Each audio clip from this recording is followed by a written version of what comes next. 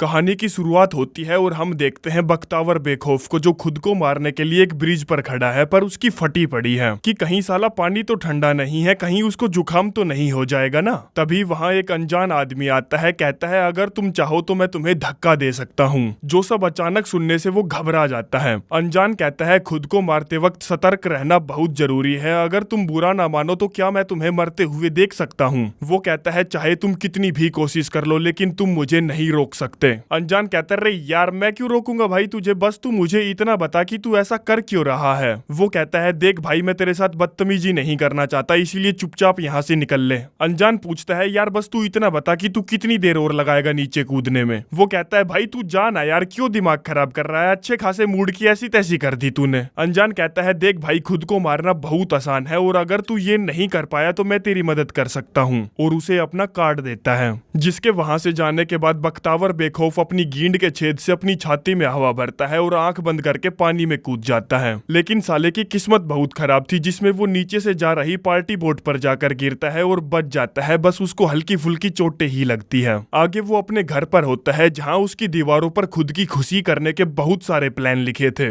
जैसे कि ये वाला उसे एक हाई स्पीड ट्रेन के नीचे कट के मरना है, दूसरा है ये वाला जो मुझे खुद समझ में नहीं आया, तीसरा उसे अचानक से किसी गाड़ी के सामने आ जाना है, चौथा उसे किसी उल्का पिंड को अपने सर पर गिरवाना है, पांचवा किसी हवाई जहाज से उसे बिना पैरासूट के कूदना है, छठा उसे बहुत ज्यादा कॉफी पीनी है जिससे उसकी दिल की धड़कन तेज हो जाएगी और वो मर जाएगा, सातवां उसे लोगों की भगदड़ के बीच में घुसना है और अपने आप को कुचलवा के मरवा देना है, आठवां उसे स्पार्टन्स की तरह पहाड़ से कूदना है, नौवां उसे एक बड़े से कप में गरम गरम चाय डालनी है और उसमें बिस्कुट की तरह घुल जाना है, दसवां उसे इंद्रदेव की कड़कड़ाती बिजली अपने सर पर गिरवानी है। आगे वो अपने आप को एक बार फिर से मारने की कोशिश करता है, जिसमें वो अवन को चालू करके उसके अंदर सर डाल देता है, लेकिन साले के घर में बिजली नहीं आ रही थी क्योंकि उसने बिजली का बिल नहीं भरा था। तभी उसे याद आता है कि जब वो ब्रिज पर था उसे एक अनजान आदमी ने अपना कार्ड दिया था, जिस कार्ड को जब वो देखता है तो उसे पता चलता है कि वो आदमी एक हत्यारा है, जिसको वो कॉल करता है और उससे मिलने एक रेस्टोरेंट में जाता है। जो बंदा और कोई नहीं ये है, जिसका नाम है ताऊ गोलीमार,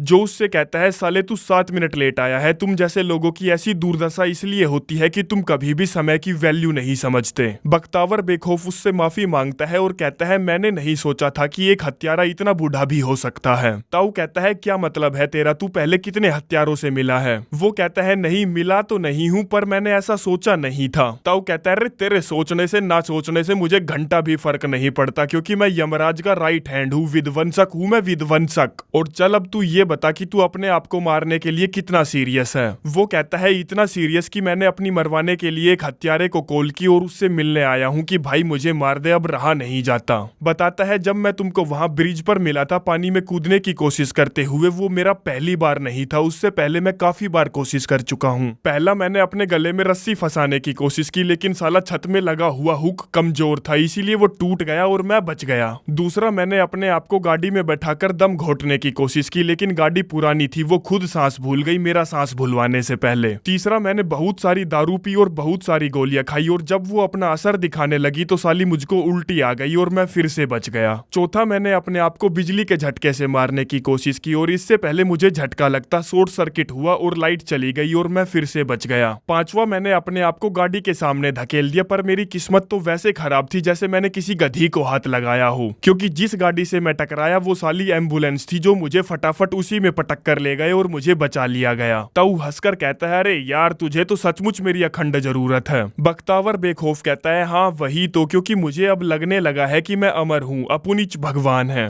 ताऊ गोलीमार कहता है आज तक मैं किसी अमर इंसान से नहीं मिला, क्योंकि मैंने जिसकी सुपारी ली उसका गेम जरूर बजाया। बख्तावर कहता है मैंने अपने इस एक्सपीरियंस पर एक किताब भी लिखी है जिसका नाम है मैं और मेरी मौतें, जो किताब अभी तक प्रकाशित नहीं हुई है। ताऊ पूछता है चल अब तू ये बता कैसे मरना चाहेगा, मैं तुझे इच्छा मृत्यु दूंगा। वो कहता है देख ताऊ मैं गला घुटवा कर बिल्कुल भी नहीं मरना चाहता, क्योंकि उससे मुझे गले में खराश हो सकती है। ताऊ कहता है मेरी जुबान रही तेरे पास कि मैं तुझे गला घोट के नहीं मारूंगा। वो पूछता है तो ताऊ मुझे ये बता कि मेरे पास कितने ऑप्शन हैं, जिस पर ताऊ अपना ब्रोशर निकालता है जिसमें खुद की खुशी करवाने के बहुत सारे विकल्प थे, जैसे कि ये हीरो की तरह मरना, जिंदा जलकर मरना, जहर से मरना, दवाई के ओवरडोज से मरना, आग लगाने वाले हथियार से मरना, चाकू घोंप के मरना, जहरीले सांप से कटवा कर मरना, एक्सीडेंट से मरना, करंट देकर एक ही झटके में बिना दर्द के साथ मरना। वो पूछता है आप मुझे ये बताइए कि आप अपने क्लाइंटों को कैसे ढूंढते हैं। ताऊ कहता है मैं उन्हें फ्लाईओवर्स पर ढूंढता हूँ, बड़ी बड़ी चट्टानों पर ढूंढता हूँ, ऊंची ऊंची बिल्डिंगों में ढूंढता हूँ, हर ऐसी जगह ढूंढता हूँ जहाँ से लोग अपने आप को मार सकते हैं। जो काम अब बहुत मुश्किल होता जा रहा है क्योंकि हमारा काम दूसरे देश से आए हत्यारे छीन रहे हैं और मुझे किसी भी तरह से अपना कोटा पूरा करना है ताकि मैं रिटायरमेंट के बाद बढ़िया पेंशन पा सकूं। बख्तावर बेखौफ कहता है मुझे इस मौत के बारे में बताइए। वो कहता है ये तो हीरो वाली मौत है, इसमें तुम्हें एक बच्चे को बचाते हुए खुद को एक गाड़ी के सामने लाना है जिससे तुम्हारी मौत हो जाएगी पर तुम हीरो बन जाओगे, जिस हीरो की छाती पर एक खूबसूरत लड़की अपनी चूड़ियां फोड़ फोड़ कर आंसू बहा रही होगी। वो कहता है हीरो वाली मौत, फिर तो मुझे यही चाहिए। ताऊ पूछता है मौत तो तू इतनी स्टैंडर्ड की मांग रहा है, क्या तू किसी लड़की को जानता है जो चूड़ियां फोड़ फोड़ कर तेरी छाती पे रोए, या फिर किसी ऐसे बच्चे को जानता है जो तुझे मरवाने के लिए किसी गाड़ी के सामने आ जाए। वो कहता है नहीं, मैं ऐसी किसी लड़की को नहीं जानता और ना ही किसी ऐसे बच्चे को जानता हूँ। ताऊ कहता है फिर तो तुम्हें ये आइडिया ड्रॉप ही कर देना चाहिए क्योंकि इसके अंदर बहुत सारे लोगों को शामिल करना पड़ेगा जो बहुत महंगा हो सकता है। वैसे तुम्हारा बजट कितना है? वो कहता है मैं तुम्हें 2000 यूरो दे सकता हूँ, बोले तो इंडियन रुपीज के हिसाब से 1,80,000 खुद की मरवाने के लिए। ताऊ कहता है देख भाई 2000 यूरो में तुझे बस ये वाली मौत मिल सकती है जिसमें मैं किसी स्नाइपर की तरह छुपकर तेरी खोपड़ी को एक ही झटके में उड़ा दूंगा जिससे तुझे दर्द भी नहीं होगा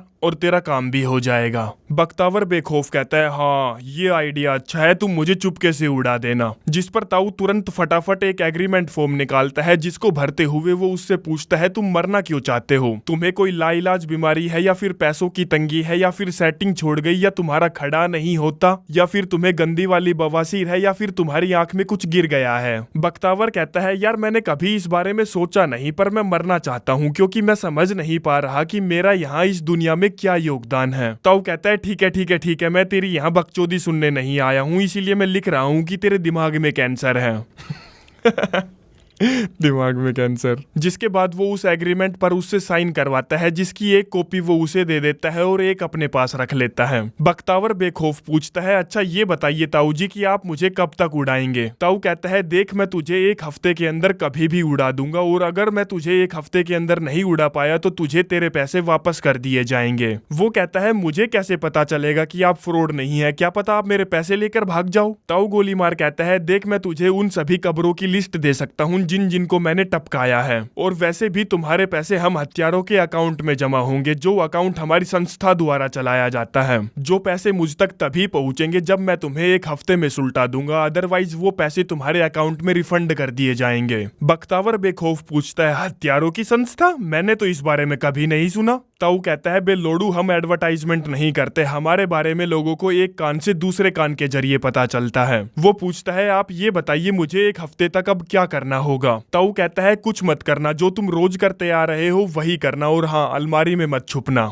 वैसे चाहे तुम जो भी कर लो मैं तुम्हें टपका ही दूंगा। जिसके बाद वो दोनों हाथ मिलाते हैं और घर पहुंचकर बख्तावर बेखौफ हत्यारों की संस्था में 2000 यूरो ट्रांसफर कर देता है, जिसमें अगले दिन से ताऊ दूरबीन की मदद से उस पर घात लगाकर बैठ जाता है कि कब मौका मिले और कब मैं उसे लपेट दूं। तभी बख्तावर बेखौफ के पास एक लड़की की कॉल आती है जिसका नाम था आंडिल बिना आंडो की, जो कि एक बुक पब्लिशर है। कहती है बख्तावर तेरा बहुत बहुत धन्यवाद जो तूने कॉल उठा ली, क्योंकि मुझे लग रहा था कि तूने अब तक खुद को खुशी दे दी होगी। खैर मैंने तेरी किताब पढ़ी, सचमुच यार क्या गजब की किताब लिखी है तूने, बहुत मजा आया उसको पढ़ने में, इसीलिए हम तुम्हारी बुक को पब्लिश करना चाहते हैं। क्या तुम अगले हफ्ते हमारे साथ मीटिंग कर सकते हो? जो सुनते ही उसे याद आता है कि यार अगले हफ्ते तक तो ताऊ उसे सुलटा देगा, इसीलिए वो कहता है नहीं अगले हफ्ते नहीं, मीटिंग कल सेट करो। ठीक है फिर कल दोपहर के टाइम हम एक रेस्टोरेंट में मिलेंगे जहाँ मेरा बॉस भी आएगा, तब तक तुम मर मत जाना। जिसके बाद वो नीचे घात लगाकर बैठे ताऊ से मिलने जाता है और उससे कहता है देख ताऊ मेरे पास मेरी बुक पब्लिशर वालों की कॉल आई है जो मेरी बुक को पब्लिश करना चाहते हैं, इसीलिए मैं चाहता हूँ कि तू मुझे 2 दिन का टाइम दे दे, जिसके बाद तू आराम से मेरी मार लेना।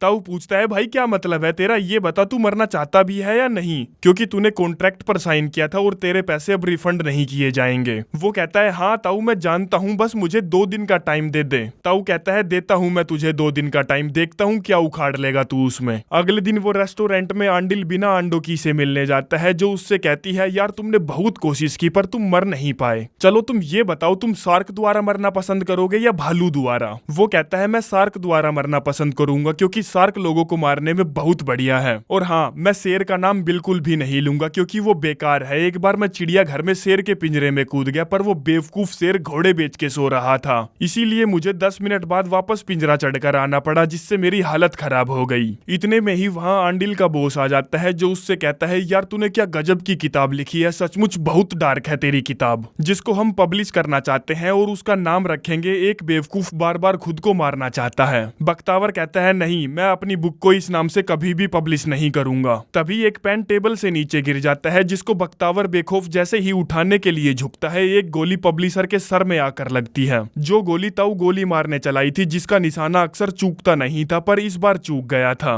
बख्तावर फटाफट ताऊ को स्पोर्ट करता है और उसको अभी ये सब करने से मना करता है, जिस पर ताऊ एक और गोली दाग देता है, लेकिन वो गोली बख्तावर के सामने से जा रहे वेटर को लगती है। इतने में ही आंडिल उसे पकड़कर टेबल के नीचे खींच लेती है, कहती है चल अब मुझे थैंक यू बोल, मैंने तेरी जान बचाई। वो कहता है थैंक यू किस चीज का, तेरी वजह से मेरा काम होते होते रह गया। अगले दिन जब वो अपनी नई किताब पर काम कर रहा था, तभी कोई उसका दरवाजा खटखटाता है। वो दरवाजा खोलता है तो सामने खड़ी थी आंडिल बिना अंडों की, जो उससे कहती है मेरे पास करने के लिए कुछ नहीं था क्योंकि मुझे ऑफिस से कुछ दिनों की छुट्टी मिल गई है, इसीलिए मैं तुमसे मिलने आ गई। वो कहता है मेरे पास ज्यादा टाइम नहीं है क्योंकि जिस आदमी ने तुम्हारे बॉस और उस वेटर को टपकाया वो मुझे टपकाने आया था, जो मुझे एक हफ्ते के अंदर अंदर कभी भी सुलटा सकता है, वरना उसे मुझे मेरे पैसे वापस करने पड़ेंगे। आंडिल कहती है अबे यार तू कैसा बेवकूफ आदमी है, मैंने तुझे बताया तो था कि तेरी किताब बहुत अच्छी है, बहुत से लोग उससे जुड़ सकते हैं और बहुत कुछ सीख सकते हैं। चल अब अपनी मौत को पोस्टपोन कर दे, तेरे पास उस हत्यारे के नंबर तो होंगे ही, चल कॉल कर उसे।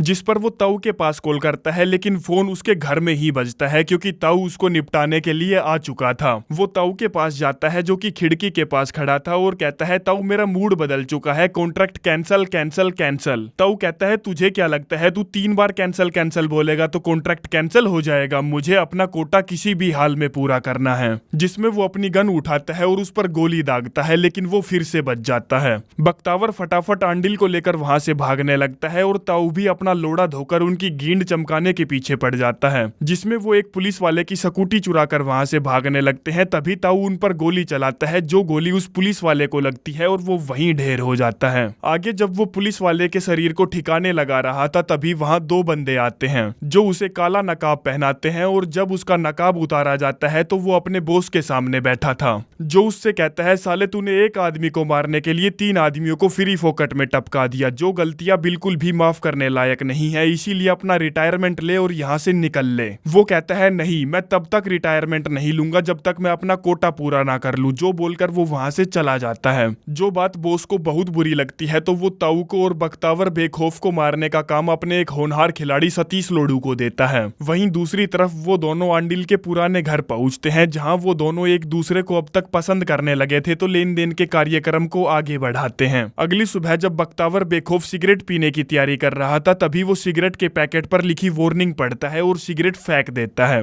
जिसके बाद वो आंडिल के साथ कुछ घंटों के लिए बाहर घूमने जाता है, और जब वो दोनों वापस आते हैं तो ताऊ गोलीमार उनका वहां इंतजार कर रहा था, जो उस पर जैसे ही गन तानता है, बख्तावर कहता है देख ताऊ मैं अभी अपनी जान से हाथ नहीं धोना चाहता क्योंकि मुझे अभी अभी जीने का मकसद मिला है, मतलब कि वो आंडिल की बात कर रहा है। समझ रहे हो ना, समझ रहे हो ना, ये सारा चक्कर सिर्फ और सिर्फ पिंकी मारने का था। जब तक उसको पिंकी नहीं मिली थी वो खुद को मारना चाहता था, और अब जब उसको पिंकी मिल गई है तो उसे जीना है और पिंकी मारनी है।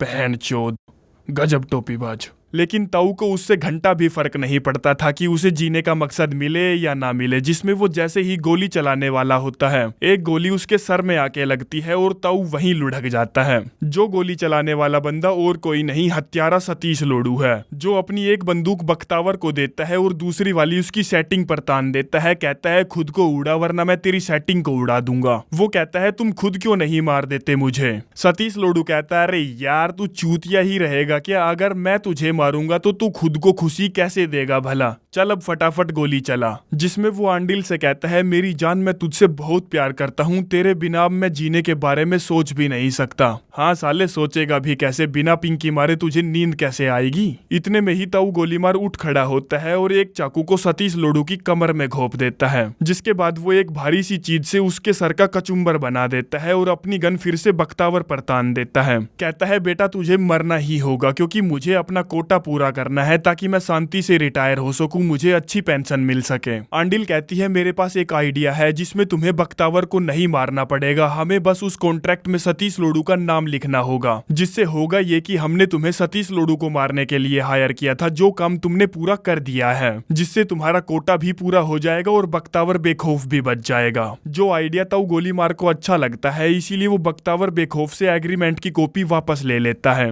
जिसके बाद वो सतीश लोडू की लाश को नदी में बहा देते हैं और अपने अपने रास्ते चले जाते हैं। जहां कुछ समय बाद हम देखते हैं कि वो दोनों एक दूसरे के साथ बहुत खुश हैं। तभी एक बच्चा फुटबॉल खेलता हुआ अचानक से सड़क पर आ जाता है, जिसको बचाने के लिए बेखौफ मैदान में उतर पड़ता है, जिसमें बच्चा तो बच जाता है पर वो गाड़ी से टकरा जाता है, जिसमें उसको कुछ खास चोट नहीं लगती, पर फिर भी वो मर जाता है क्योंकि किस्मत ऐसे ही खेल खेलती है। जब वो मरना चाहता था तब वो अमर था और अब वो जब नहीं मरना चाहता था तो यमराज उसके पीछे लठ लेकर खड़ा था। जिसके साथ ही ये कहानी यहीं पर समाप्त हो जाती है। अगर आप लोगों को ये वीडियो थोड़ी सी भी अच्छी लगी हो तो धन्यवाद।